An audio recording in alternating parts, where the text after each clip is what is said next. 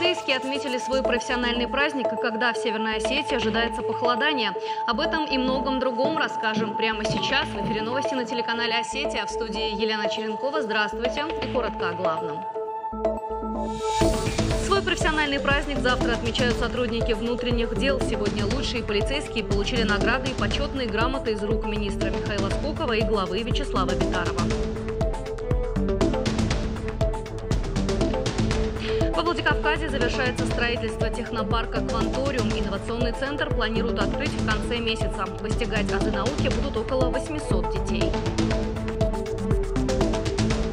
Заведующая кафедрой журналистики Зинаида Титоева перевела на осетинский язык собрание сочинений Ивана Тургенева. Сегодня состоялась презентация книги. Все подробности в выпуске.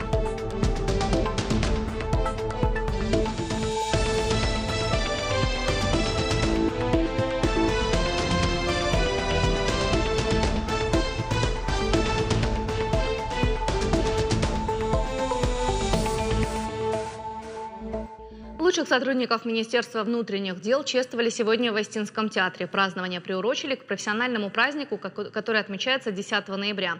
Перед началом собравшимся показали фильм «Внимание всем постам». Картина посвящена тем, кто каждый день стоит на страже безопасности и порядка. Сегодня же лучшие в своем деле получили государственные награды. Медали МВД России за доблесть в службе и за боевое содружество сотрудникам вручил глава ведомства Михаил Скоков.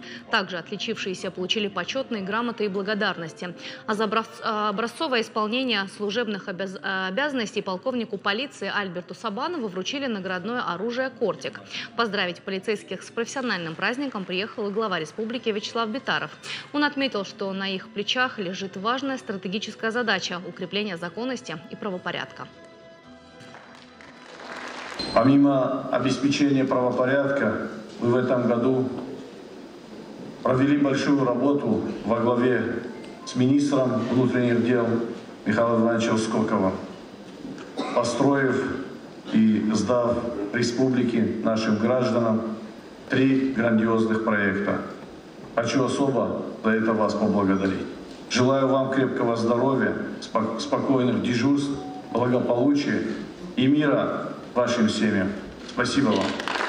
Я хочу выразить всему личному составу глубокую признательность за самоотверженность и честный труд, и поздравить с профессиональным праздником всех, кто несет почетное звание сотрудника органов внутренних дел. И прежде всего тех, кто в этот праздничный для нас день исполняет свой служебный долг, обеспечивая общественный порядок, охраняют покой и безопасность наших граждан. Председатель правительства Северной Осетии Таймураз Тускаев побывал на открытии многофункциональной игровой площадки с детским спортивно-оздоровительным комплексом в селении Заманкул. Этот объект входит в список социально значимых проектов, ход строительства которых регулярно контролирует глава Кабмина. Он также посетил остальные стройплощадки и лично проверил качество работ. Остался ли премьер доволен темпами строительства на этот раз? Ответ знает моя коллега Тинатин Музашвили. Просторные палаты и комфортабельные условия. В 4 корпусах из 11 нового противотуберкулезного диспансера строительные работы подходят к концу.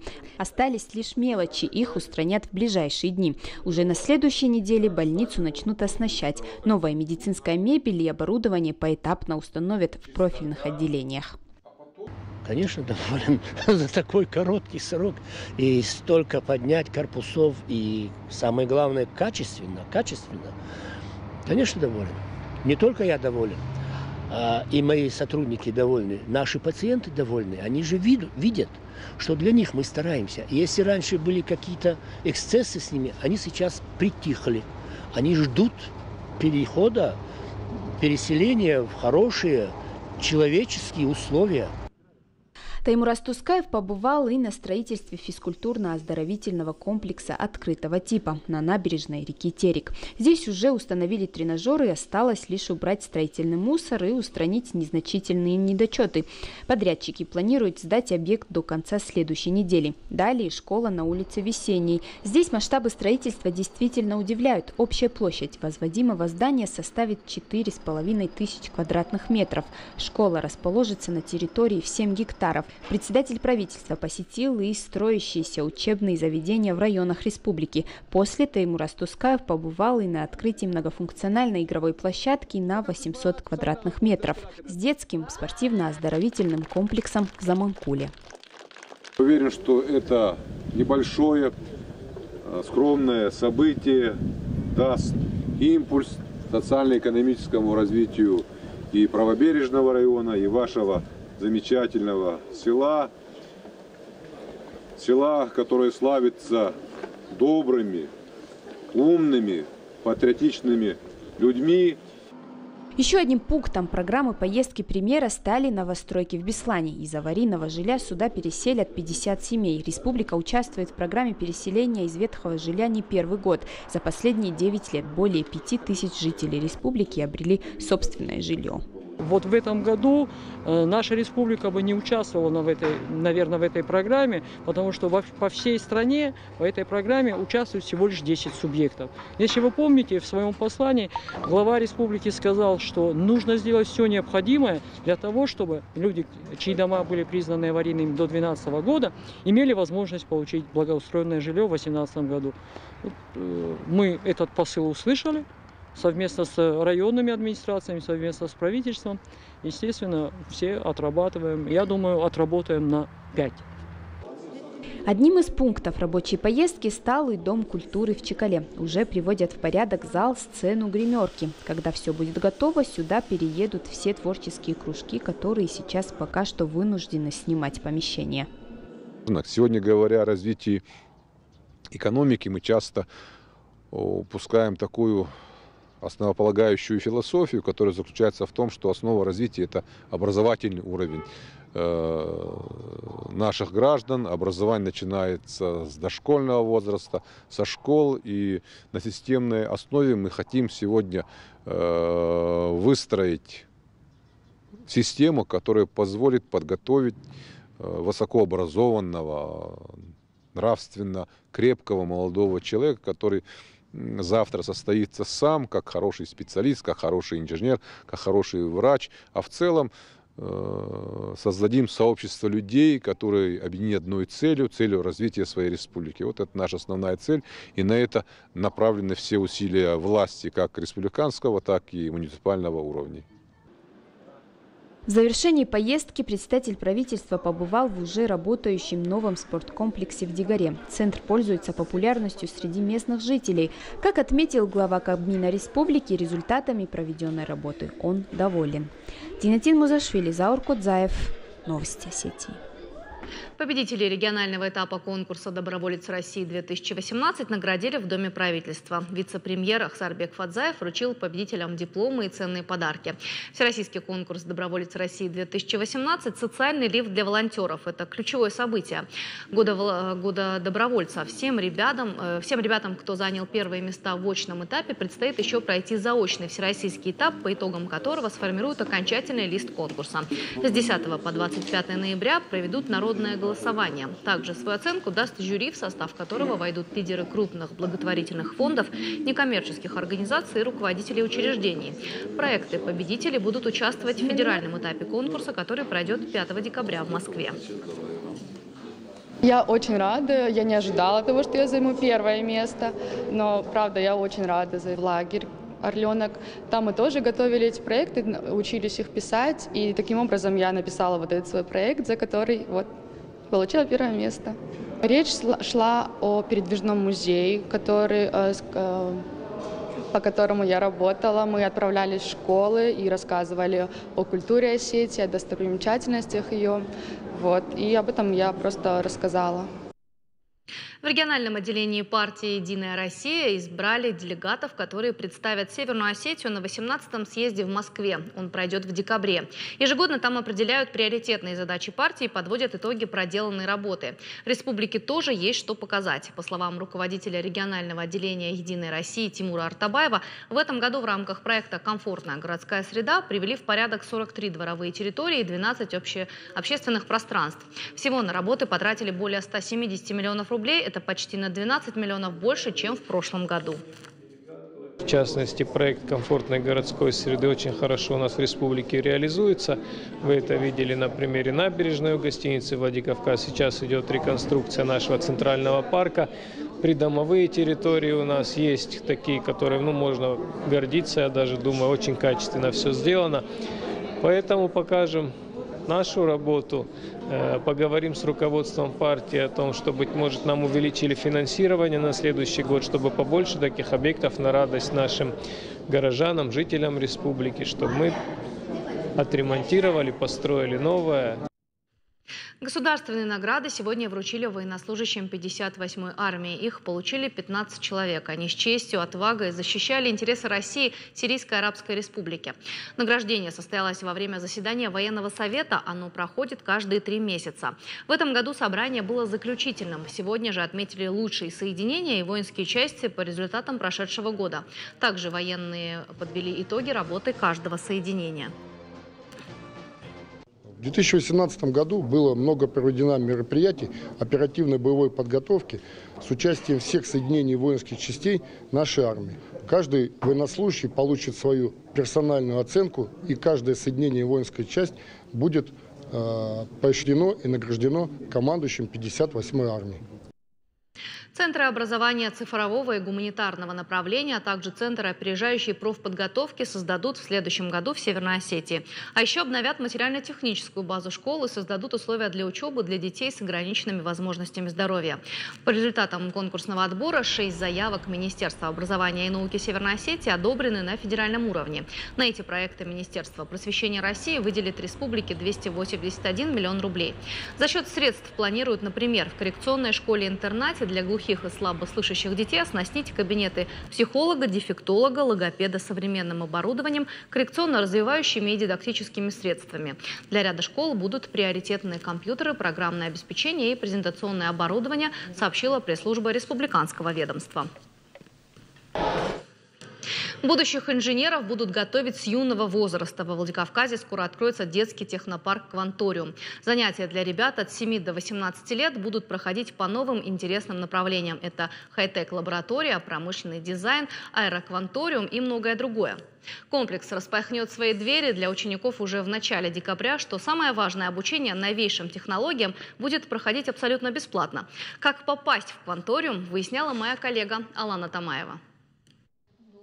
Яна Тидеева прогуливается по коридорам «Кванториума», уже с нетерпением ждет начала занятий. Рассказывает, что о проекте узнала недавно и сразу оформила заявку на обучение. Любовь к точным наукам с детства, но школьной программы недостаточно. Поэтому считает, что «Кванториум» – отличная возможность для дополнительного обучения. Я выбрала биоквантум, потому что в школе биология, генетика, этому очень мало времени уделяется, а мне эта тема довольно интересна. И из-за этого я решила записаться туда. Кроме этого, дополнительно я записалась на промышленный дизайн, потому что мне самой рисовать очень нравится, но я в художественную школу не ходила, и из-за этого я думаю, что здесь я смогу научиться хотя бы основам. Биоквантум – одно из направлений работы технопарка. Будет их всего 6. Хай-тек-лаборатория, робоквантум, промышленный дизайн, IT-квантум и аэроквантум. В каждом самое современное оборудование, в том числе и промышленная робототехника. По мнению руководства технопарка, дети уже сейчас должны находиться в той среде, в которой они будут работать в будущем. Нам завезли 8 микроскопов, один из них флуоресцентный микроскоп. Этот микроскоп широкого масштаба, то есть на нем можно окрашивать какие-то организмы, на которые вы смотрите, и проводить с ними в дальнейшем какие-нибудь биологические манипуляции. Обучение в «Кванториуме» – это нетрадиционное академическое образование. Для преподавателей главное не загрузить знания в юные умы, а сформировать желание и интерес к исследованиям. Это интерактивный музей «Кванториум». Он еще не готов, но основное оборудование уже завезено. Здесь каждый предмет моделирует какое-то физическое явление. И самое главное, если в обычном музее трогать экспонаты запрещено, то в этом познакомиться с наукой можно именно тактильно. К примеру, эта полусфера показывает турбулентное движение жидкости. Еще один принципиально важный момент – преподавательский состав. Среди учителей молодые специалисты, выпускники республиканских вузов и работники информационной отрасли. Все они прошли строгий отбор в несколько этапов. Остались только лучшие, а самое главное – влюбленные в свое дело. Если говорить о наших преподавателях, то это молодые ребята, которые прошли, во-первых, они проходили несколько этапов отбора, они прошли анкетирование, поехали в Москву, в Сколково на обучение. И большинство ребят это молодые специалисты, магистры, аспиранты, либо студенты старших курсов. Собственно, они будут работать с детьми, и будут выполнять роль больше не то чтобы преподавать, а больше наставника, ментора. Руководитель технопарка делится. Обучение здесь будет носить практический характер. Такой подход поможет приспособить детей не просто к будущей работе, но и к взаимодействию с современным социумом. И нормально, если человек в течение жизни 5-6 раз меняет профессию. И задача как раз-таки детей научить и адаптироваться ко всему этому, быть ответственными, самостоятельными, уметь общаться. То есть, например, вообще формат работы – это проектная деятельность, то есть дети работают именно в команде, развивают коммуникации и другие подобные навыки, это креативность, критическое мышление, то, что нужно в современном мире. И плюс, помимо этого, мы в чем-то планируем выполнять социальный заказ, то есть у нас большая нехватка инженерных кадров, и в чем-то Кванториум тоже должен помочь в этом. Сейчас в Кванториуме ведутся финальные монтажные работы, завозят оставшееся оборудование и убирают помещения. Поэтому у тех, кто еще не успел записаться на обучение, есть время. Процедура простая. На сайте Кванториум 15 нужно заполнить заявку и ждать начала учебы, которая явно обещает быть интересной. Алана Томаева, Игорь Войцеховский. Новости Осетии.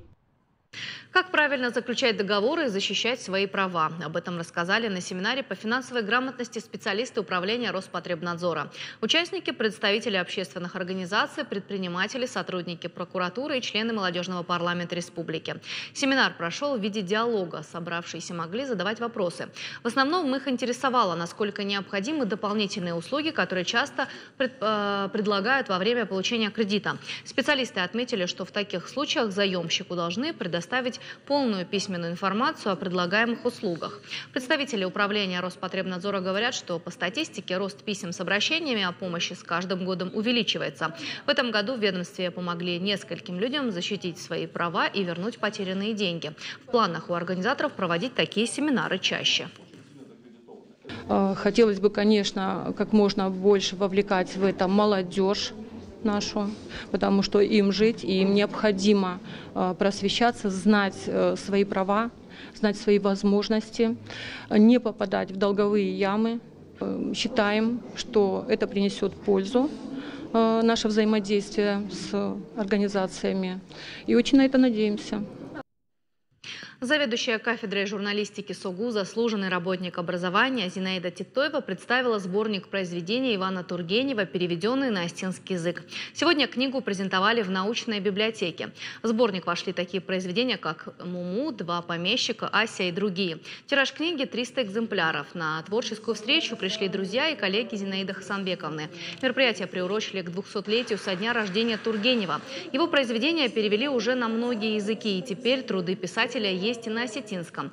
Зинаида Титоева – пятикратный лауреат Всероссийского конкурса на лучшую научную книгу в номинации «Гуманитарные науки». Она собрала и издала произведения русских и зарубежных авторов, переведенных на остинский язык. Это Толстой, Лермонтов, Гоголь, Некрасов, Чехов и другие. Такие, как Зинаида Хасанбековна, которые тихо и молча делают свое дело. Делают изо дня в день, делают, невзирая на трудности, потому что они убеждены в правоте своего дела. И вот такая Зинаида Хасанбековна наша абсолютно во всем и всегда. Она, если надо выразить одним словом, она труженик. В Северную Осетию на новой неделе придет зима. По прогнозам синоптиков, уже в понедельник ожидается снег, туман и минусовая температура. Также возможно усиление ветра местами до 20 метров в секунду. К этому часу это информация. Больше новостей вы можете найти на нашем официальном сайте reston.tv и на страницах в наших социальных сетях. К этому часу у меня все. Спасибо за внимание и оставайтесь с нами.